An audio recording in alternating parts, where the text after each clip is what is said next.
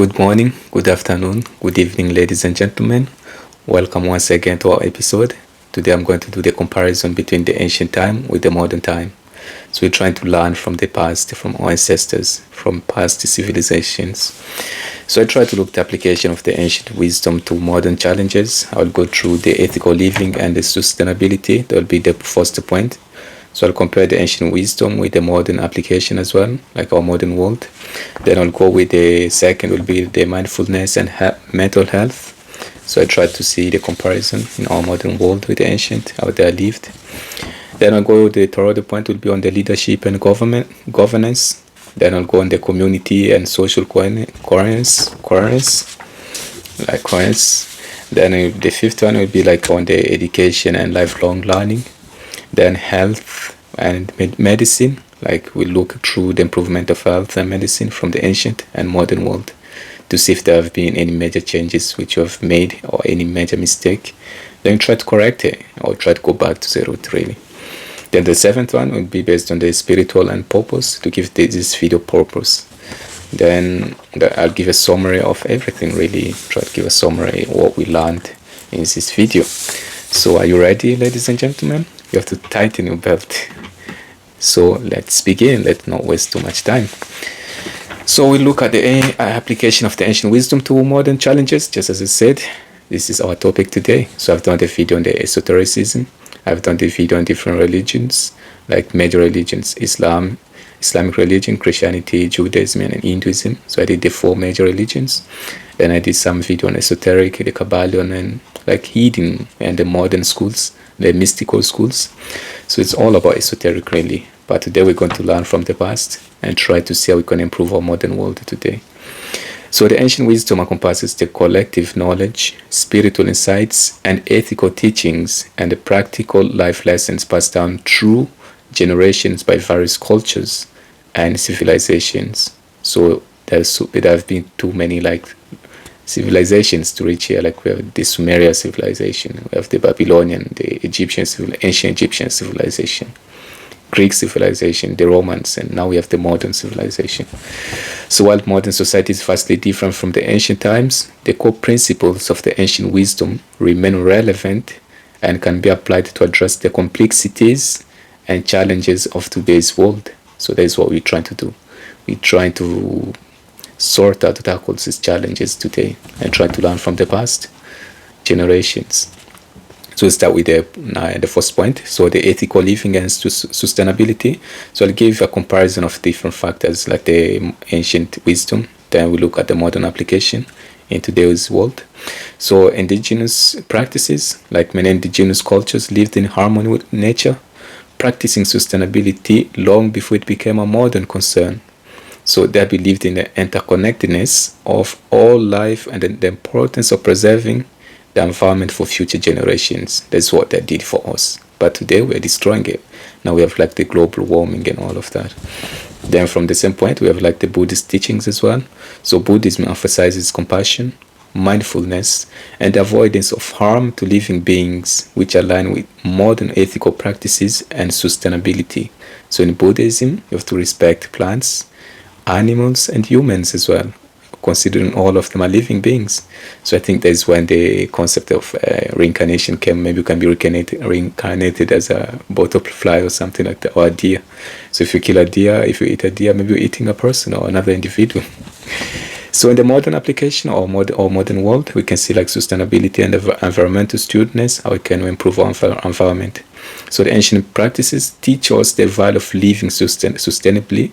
So modern movements toward reducing carbon footprints, like conserving natural resources and protecting ecosystems, can draw inspiration from these ancient ways of life. So incorporating principles like mindful consumption and respecting natural cycles can help mitigate environmental degradation. So we don't want to degrade our environment. By having good environment, safe and sound and healthy environment, then we can also improve ourselves physically, mentally, maybe spiritually. So corporate social responsibility, CRS, corporate social responsibility, CSR. So it is like the business today can apply ethical principles derived from ancient teachings to ensure the operations are socially responsible. So they have to take responsibility as well, like environmentally friendly and contribute positively to society. So it's like not polluting the environment. Instead of polluting it, you try to use the green energy or greenhouse and things like that. Then second point would be mindful and mental health. Then from the ancient wisdom, we can look at the meditation and the mindfulness. So practices such as meditation in Hinduism, Buddhism, and Taoism as well have been used for centuries to cultivate inner peace. So try to find that inner peace, peace of mind as well, focus and self-awareness, or clarity as well. So like Stoicism, so the Stoics of the ancient Greece and Rome taught the importance of emotional resilience, focusing on what can be controlled and accepting what cannot be controlled. So if you cannot control something, don't force it, don't break it. Just accept it that you cannot control it. We have like different philosophers as well who emphasize that, like Stoicism really, like Marco Aurelius. Then the modern application would be like the mental health. So in today's fast-paced world, where stress, anxiety, and mental health issues are rampant, so ancient practices like mindfulness, meditation offer valuable tools for managing mental well-being. So these practices help individuals stay grounded. You stay grounded. You feel more confident as well. So it reduces stress as well and improve emotional regulation. So resilience training, like resilience is trying, how can you cope with challenges really, or challenging situations? How can you come out of that? Developing your emotional as well, empathy and emotion. So resilience trainings like the Stoic principles can be applied to build resilience, helping people cope with challenges, make sound decisions, and maintain emotional balance in the face of adversity. That's all about resilience really. Trying to not to burn yourself really, taking baby steps. So when you think something you cannot do something, try to take baby steps. So you break everything down. Instead of trying to eat an elephant in one day, you break it in small bits. So the third point, we look at the leadership and governance. So the ancient wisdom, we look at like in China, we have like Confucianism. So the Confucian teachings emphasize the importance of the moral integrity, wisdom, benevolence in leadership. Then we have like the Art of War, which is a book by Sun Tzu. So Sun Tzu's ancient treatise on strategy provides insights into leadership, conflict resolution, and decision makings as well. So all of those are like the ancient wisdom. Now in the modern application or modern world, so we have like ethical leadership. So modern leaders can draw from the Confucian principles to lead with integrity, prioritize the common good, and create a just and harmonious society. So ethical leadership is essential in navigating the complexities of global challenges, such as inequality and the political conflicts, or political unrest, like what we're seeing today in different countries, manifestations everywhere. So we can like the strategic planning as well, like Sun Tzu's strategies are still relevant in modern business, military, and political arenas. Like leaders can use these strategies to anticipate challenges, silent challenges, and including like managing resources effectively and make informed decisions using Sun Tzu's philosophy as well. Like not to make war, try to win a war without fighting or deceptions as well, to an enemy, not to your friends. You can throw some Machiavellian there as well. So number 4, look at the community and social cohesion as well. So the ancient wisdom, like the Ubuntu philosophy, Ubuntu philosophy. So it originated from Africa traditions. So Ubuntu emphasizes community, interconnectedness, and the idea that one's humanity is tied to the well-being of others. Meaning that when you are here as an individual, you are among the whole. As an individual, instead of individualism, you try to cultivate the idea of community, collectivity as well.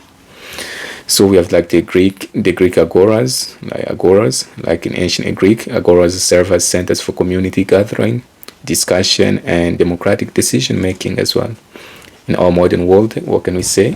Like we can have social networks and community building.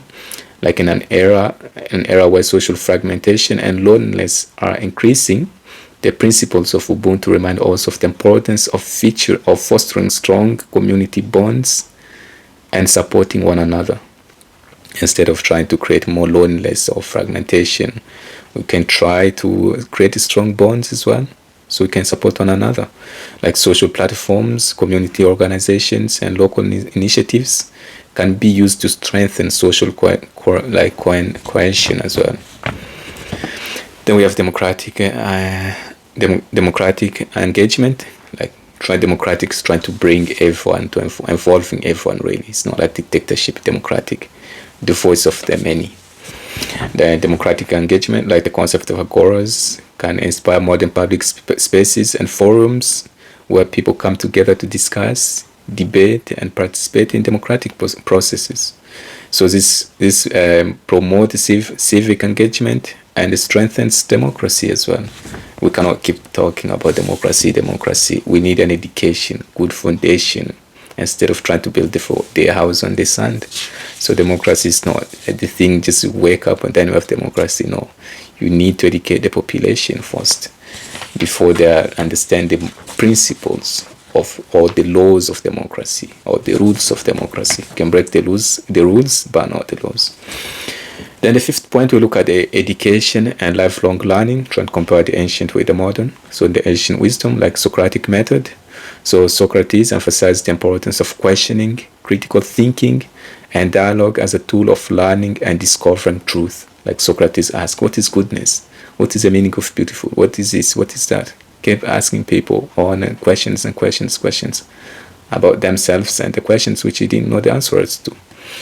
So we have like the Gurukul system, Gurukul, Gurukul system, like in ancient India. So the Gurukul system focused on holistic education, combining academics with moral and spiritual teachings. So morality is all knowing about good and bad, good or evil, and good and evil, something like that's morality. But you have to combine that with the spiritual teachings as well, trying to awaken the society, the youth as well, to understand about the spiritual. Because of three planes or three realms, physical, mental, and spiritual. Then the modern application, it will be like the critical thinking and the inquiry-based learning, which is like the Socratic method is highly relevant in today's education system. Like where developing critical thinking skills is essential in today's is essential for navigating complex information landscape. Like we have so much information today, but little time to decode that information. So we have been pumped with so much information every day, every time, but we don't have that time to keep looking at the information, to keep questioning them. But if we use the Socratics, that can help us to develop critical thinking skills, which are essential for navigating complex information landscape, like encouraging students to question, analyze, and engage in the dialogue fosters deep understanding and innovation as well. If you look at the holistic education, so the Gurukul approach to holistic education can be applied to modern curriculum by integrating academic, emotional, and ethical learning. Ethics, like knowing good and bad, this is good, this is bad, this is right. Like ethics learning, like ethical learning. So this in turn will help in the overall development of individuals, preparing them to contribute positively to the society. 6, we look at the healing and the medicine from the past and in our modern world, how healing has changed throughout the ages, and the medicine as well. So the ancient world or the ancient wisdom, we can see like the Ayurveda and traditional Chinese medicine, TCM. So these ancient systems of medicine emphasize balance, natural remedies, and the interconnectedness of body, mind, and spirit. So interconnectedness, we're trying to bring everything together really. The unity, the concept of togetherness really. On the physical realm, mental and the spiritual, the body, mind, and the spirit. Those are, like I said in the previous video, if you want to become the greatest doctor or the best doctor, you cannot just focus on the physical or the mental. You have to understand the physical, the spiritual as well, because all the sicknesses are not only on the physical level or mental level. Some of them are spiritual. Like the invisible world, trying to open the visible world as well. So if we look the shamanism as well, shamanism, like the shamanism. So indigenous healing practices often involve like spiritual rituals, like they have natural medicines or remedies as well, and a deep connection to the earth. That's what the shama is all about, like keeping everything traditional really, or keeping everything original. Then our modern world, we can try to integrate medicine, like integrative medicine. So modern healthcare increasingly incorporates holistic approaches, like blending conventional medicine with practical practices from Ayurveda and TCM, traditional Chinese medicine, and other traditional systems as well, trying to blend them together to help our society or ourselves to improve our health really in these healthcare cooperatives or corporations really. So this integrative approach can enhance patient care, and they're focusing on the prevention, well-being, wellness, and the root cause of illnesses. This is important as well, because most of the doctors or most of the people usually cure the symptom and not the disease or the illness. So you have to understand the root cause of the illnesses as well, or the causes of the illnesses, because every cause has an effect and every effect is a cause. Like in Machiavelli, the prince, is like, in the beginning, the illness is so hard to see, but easy to cure. But when it is left, it becomes easy or visible for everyone to see, but difficult to cure. So the earlier you cure, the better. So look at the modern application as well. There's the modern application. Yeah, so if you look the mind-body connection, the mind and body, so physical, mental level. So you can understand the mind-body connection, as emphasized in the ancient healing traditions, can lead to more comprehensive treatments for chronic disease, stress-related conditions, and mental health issues. That's like mental and physical, but what about the spiritual sicknesses as well? That's why I said if you want to become a best doctor, greatest doctor, you have to focus on the mental, physical, mental, and the spiritual. But this is only like emphasizing the mind and body. What about the spirit, the invisible world?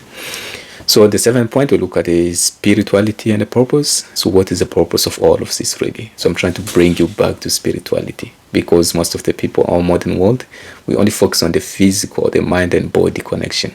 We're forgetting the invisible world.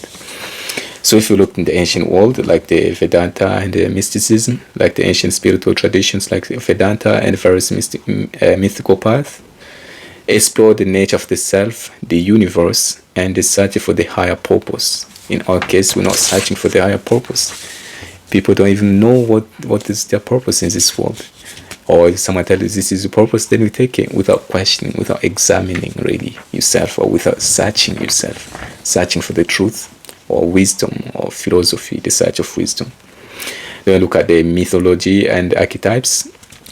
So in this case, like the mythology and the archetypes as well, like the myth and archetypical stories from various cultures convey a universal truth about the human experience, guiding individuals in their search for meaning.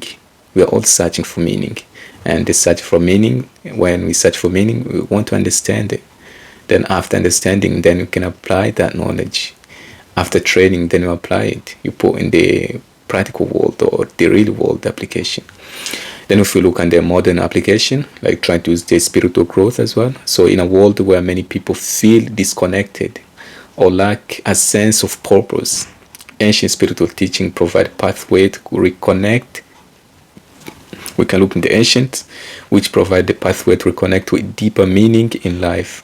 Practices such as meditation, contemplation, and the study of sacred texts can foster spiritual growth and a sense of purpose.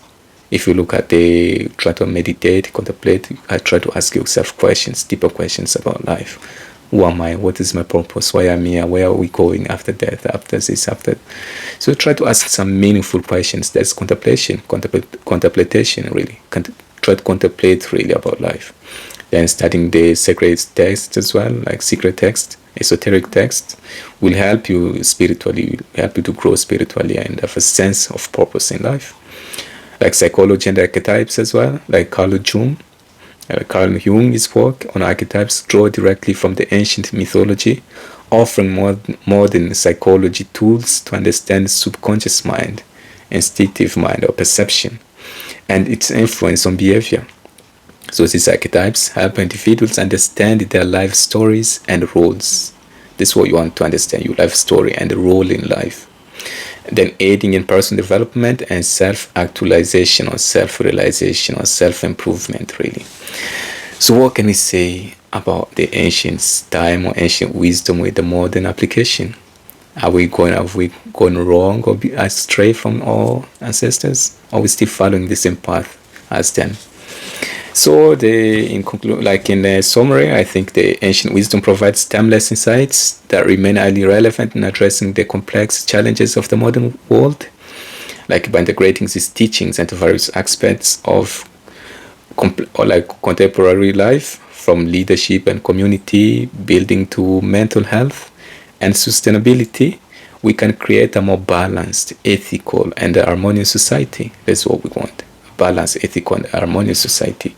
So the application of the ancient wisdom is not about reverting to the past, but rather about adapting these enduring principles to enhance our present and future. So by looking in the past, it doesn't mean like we will be stuck in the past. Not really. It's like we're trying to improve our future and the present as well, the present and the future. So we're learning from the past mistakes, not to repeat them again like in the history. We're learning from the past so we can progress in the present, we can make some improvements in the present and the future as well, for all future generations. Thanks so much, ladies and gentlemen, for your time and for your patience. Like, comment, subscribe. And don't forget to share the video to your friends and family as well. Hit that bell button to keep yourself updated. Thank you so much.